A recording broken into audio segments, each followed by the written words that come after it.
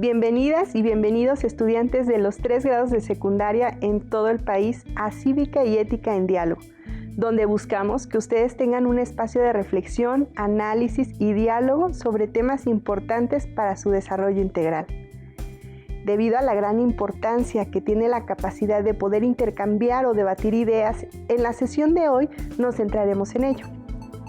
Les invito a quedarse con nosotros en esta sesión titulada Tú en el centro del debate. No se muevan de su lugar, en un momento comenzamos.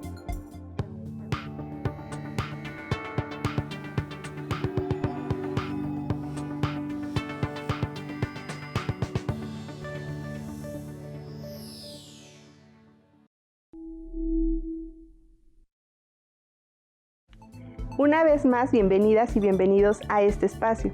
En la sesión de hoy hablaremos de varios temas que les ayudarán a encontrar estrategias para entender diferentes puntos de vista alrededor de un asunto en común y que puedan nutrirlo y tener una solución o acuerdo respetuoso y armonioso. Antes de comenzar, quisiera darle la bienvenida a David Garza Marín, nuestro invitado de hoy, quien es especialista en tópicos relacionados con la comunicación.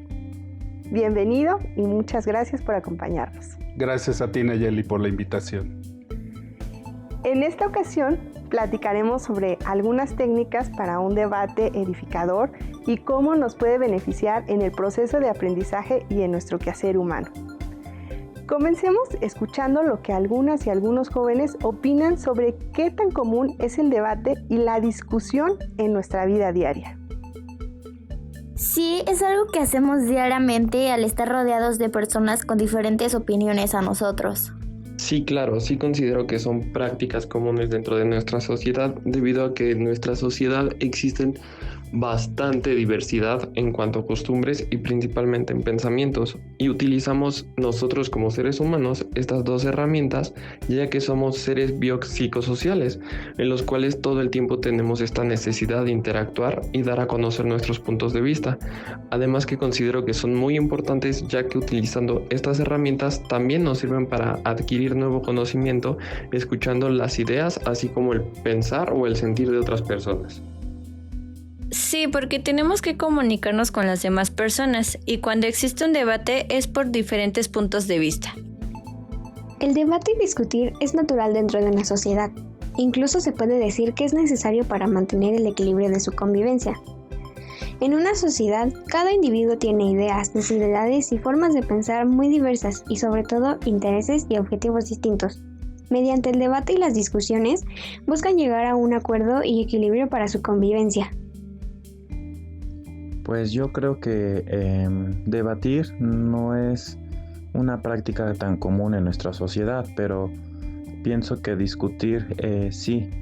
Normalmente vemos a las personas solamente discutiendo y no llegan a debatir. ¿Y qué es lo que implica debatir? Pues dar un punto de opinión, callarse y escuchar el punto de opinión de la otra persona y tratar de llegar a algún punto, pero normalmente en nuestra sociedad estamos más acostumbrados a discutir, incluso por cualquier cosa o cualquier tema. Como siempre, les agradecemos su participación, porque con ella enriquecemos mucho estas sesiones.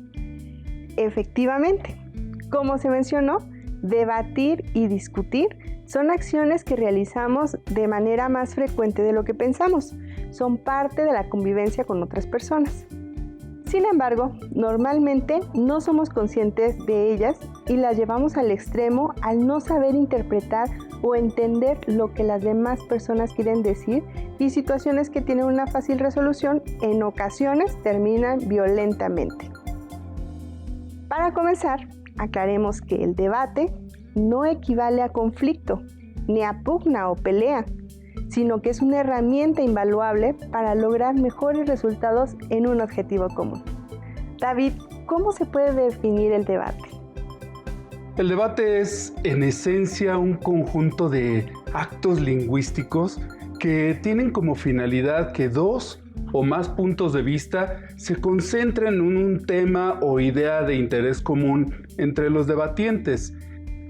El resultado deseable de un debate exitoso es el de lograr puntos de acuerdo, ya sea parciales o absolutos.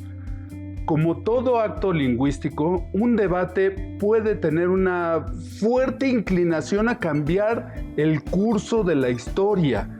Para ello, necesitamos comprender qué es un acto lingüístico. Se trata del proceso de exteriorizar o expresar lo que sucede en la conciencia del hablante. Al hacer esta expresión, buscamos que los demás sepan qué pensamos y cómo lo pensamos. Existen varios actos lingüísticos que pueden utilizarse indistintamente durante una conversación o en un debate, y necesitamos comprender su significado. Son las afirmaciones, las declaraciones, los juicios, las promesas, las peticiones y las ofertas. Vayamos uno por uno.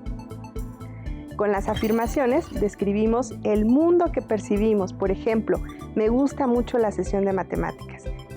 Con las declaraciones describimos una propuesta más amplia del mundo que nos rodea. Suele ser la manera en que vamos construyendo nuestro propio mundo, como voy a ser doctora o soy muy inteligente. La diferencia primordial es que la afirmación establece una percepción propia de algo que nos ocurre en el presente, mientras que la declaración es una expresión en general. También se encuentran los juicios, que utilizamos para dictaminar algo concluyente desde nuestra perspectiva. Es nuestro veredicto de algo en particular. Por ejemplo, Diana es perseverante o es bueno respetar su sana distancia. Por otro lado, utilizamos las promesas para comprometernos en algo en un momento determinado. La importancia de cumplir promesas es que generan confianza hacia quien la hizo. Por ejemplo, haré la tarea a partir de las 2 de la tarde de hoy. Y pues bueno, una promesa siempre compone un qué y un cuándo. Si se carece de un cuándo, no podrá ser considerado como una promesa. Ahora bien, utilizamos las peticiones para solicitar que algo sea cumplido por alguien en un momento determinado. Se busca obtener una promesa de un tercero. ¿Me ayudas con mi tarea, por favor? ¿O necesito un cuaderno, ¿me lo puedes comprar, por favor? Lo ideal es que las peticiones también tengan un cuándo. Finalmente, están las ofertas, que son para proponer algo a alguien. Se suelen utilizar para negociar, como ¿me esperas 5 minutos para ayudarte? ¿O puedo apoyarte con el quehacer después de la siguiente clase? Saber de los actos lingüísticos nos permite conocer algunas de las varias formas de comunicación y evitar malos entendidos o conflictos que deriven en riñas. Conocerlos ayuda a poder debatir y discutir de forma respetuosa y consciente, es decir, a entender lo que la otra persona quiere o ser claros con lo que nosotros queremos decir. ¿Cuál es la diferencia entre una conversación, un debate y una discusión? Como mencionamos antes, debatir o discutir no son sinónimos de pelea, gritería, pugna, descalificación mutua e insulto. Es un análisis atento, particular y respetuoso de 2 o más personas que unen sus pareceres para resolver algún tema. Mostrar una apertura a la discusión es de gran valor para uno mismo, pues permite un mayor aprendizaje. Exacto. La idea detrás del debate y las discusiones es la de nutrirse de distintos puntos de vista y argumentos con la finalidad de enriquecernos en torno a un tema. La discusión puede ser cordial o airada, pero centrada en el tema. Lo mejor es verla como tú y yo unidos para resolver algo y no tú contra mí. Y aquí hay una pregunta que algunas y algunos jóvenes nos ayudaron a contestar. ¿Hay otros factores que influyen en un debate o en una discusión además de lo que decimos? Escuchemos sus respuestas. considero que existen otros factores, principalmente nuestras vivencias, nuestras experiencias, así como nuestro conocimiento en base al tema para poder externar nuestras ideas, ya que no solo utilizamos el lenguaje para poder debatir. También existen algunos otros factores, como podemos hacerlo expresando de una manera corporal lo que nosotros queremos dar a entender o nuestro sentir, y de este modo podemos complementar de una mejor idea o de una mejor forma nuestro debate, no solo únicamente utilizando el lenguaje. No, porque el lenguaje engloba todos los factores que podrían estar presentes en una discusión. No, yo creo que simplemente se utilizan diversas formas de como lenguaje oral, corporal y señas. Principalmente influyen las habilidades de comunicación efectiva, la educación y los intereses de cada una de las partes. Sí, creo que también existen otros factores aparte del lenguaje, como lo es los ademanes o el tono de voz en el que se expresan las personas. También puede ser las señas o movimientos que hagas con tu cuerpo, los gestos corporales y pues también influyen otras cosas. Ciertamente hay otros factores que influyen, como el lenguaje corporal. Hay que recordar que una discusión puede iniciar cuando alguien externa una idea. Al hacerla pública, estará sujeta al escrutinio general, es decir, a que posiblemente otros expresen su punto de vista. Es importantísimo tener en cuenta esto, para estar preparado ante la posibilidad de que alguien debata tus ideas. Ante este hecho, muestren apertura. Escuchen con toda atención el argumento de la otra persona. Eviten interrumpirles. Interrumpir a una persona es una forma muy fácil de provocar su molestia y tornar lo que pudo haber sido una fructífera discusión en una pelea. Una regla de oro en una discusión es escuchar más y hablar menos. Escuchar para comprender al otro. Escuchar con atención y con intención. No es oír para responder, sino escuchar para comprender mejor. Esto siempre será el mejor recurso. Y bueno, la comunicación corporal durante una discusión también da al hablante un indicio de interés. No solo se trata de cuidar la tonalidad verbal a la hora de discutir, sino de la comunicación corporal.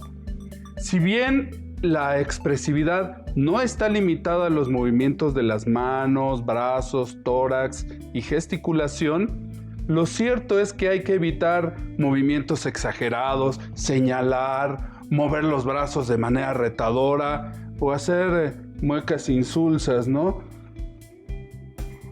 La posición corporal también es importante. El método de la punta de los pies ayuda cuando la discusión es presencial. La punta de los pies suele ser un indicio de la intención de una persona de intercambiar puntos de vista con otras. Si la punta de los pies apunta hacia la otra persona, el intercambio de ideas fluirá de una mejor forma. Si la punta de los pies apunta hacia cualquier otro lado, la otra persona percibirá que no tenemos interés en la charla, pues hay alguna otra cosa más importante. Si queremos comunicarle al otro nuestro involucramiento en la discusión o el debate, hay que asegurarnos de que las puntas de los pies apunten hacia nuestro interlocutor. En el caso de discusiones o debates en medios electrónicos como teleconferencias, procuren observar a la cámara de la computadora en algunas ocasiones. Si bien al hacer esto dejamos de ver ocasionalmente el rostro de la otra persona, dirigir la vista a la cámara le hará sentir a esta persona que uno está plenamente inmerso en el proceso del debate. También les recomiendo evitar alzar la voz, así como interrumpir, dar manotazos o volver la vista a algún otro lugar. En el caso de que debatan por escrito, ya sea en redes sociales o en otro tipo de medios, asegúrense de leer detenidamente lo que ha escrito la otra persona y analicen la respuesta que le darán a esta persona antes de empezar a escribir. Una vez que hayan escrito la respuesta, tómense el tiempo de leer lo que escribieron. Es importante que se aseguren de lo que han escrito sea exactamente lo que querían escribir. Lo anterior nos refiere a las formas, pero hace falta hablar de los argumentos.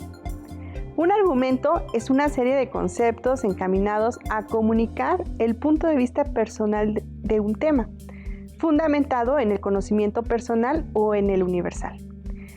Como puede apreciarse, no se trata de emitir opiniones vagas, sino explicaciones fundamentadas.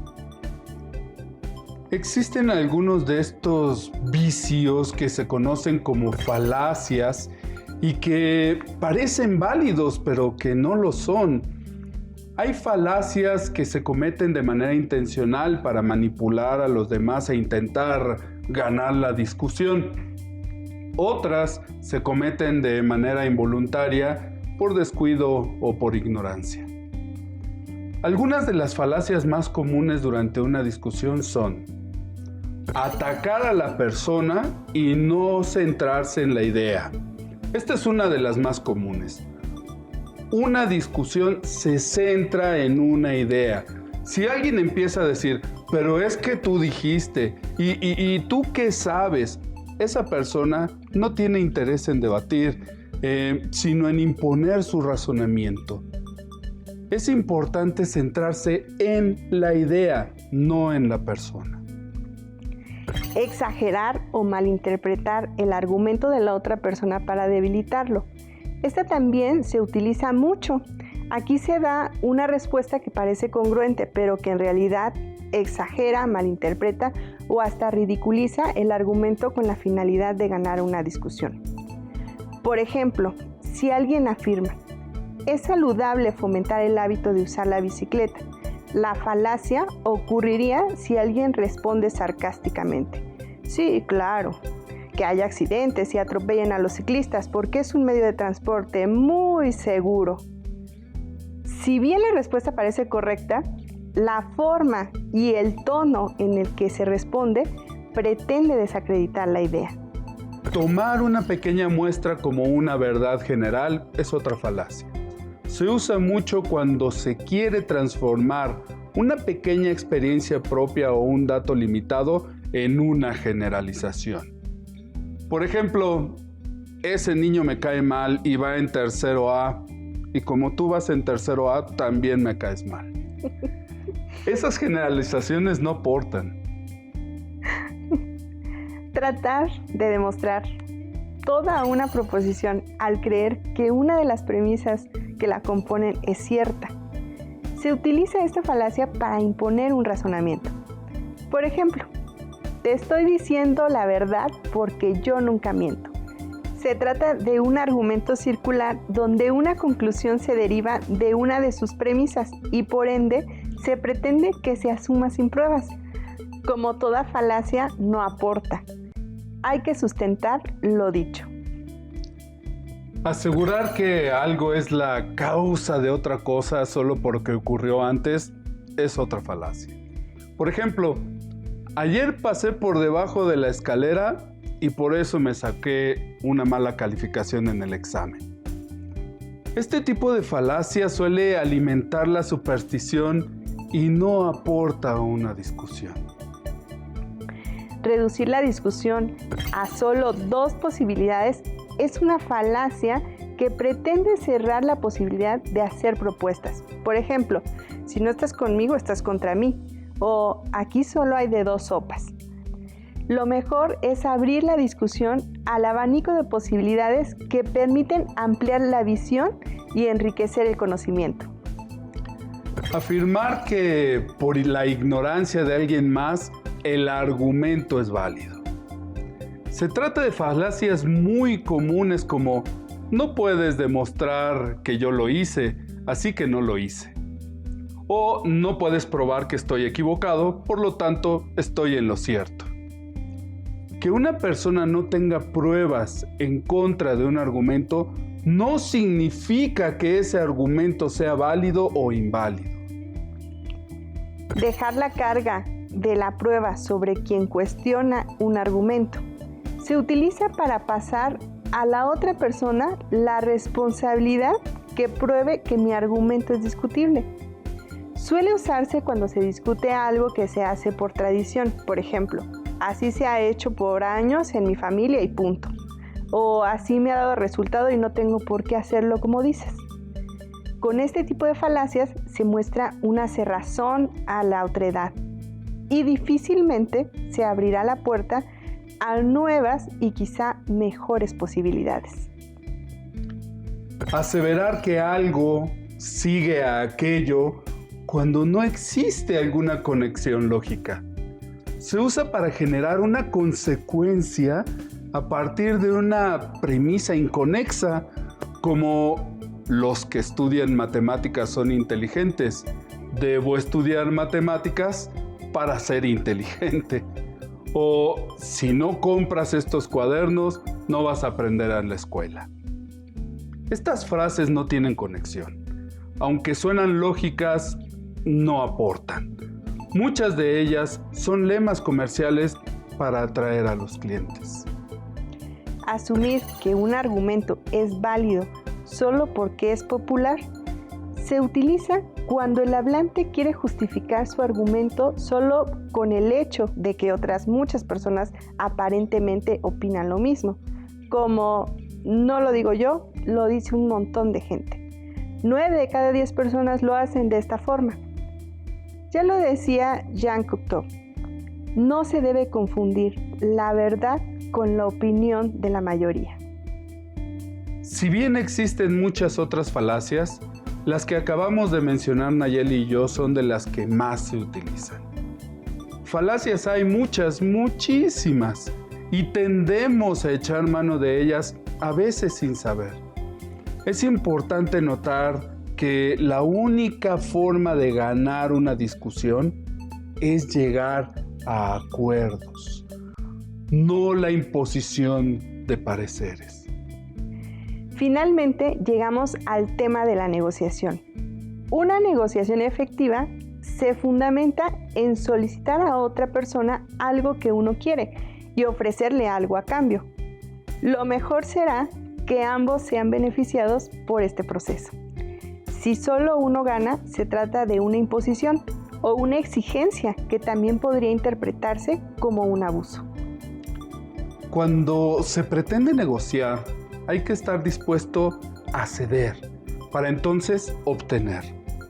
Es importante saber qué es lo que uno puede ceder, lo cual no siempre es algo de valor para nosotros mismos, sino que lo sea para la otra persona.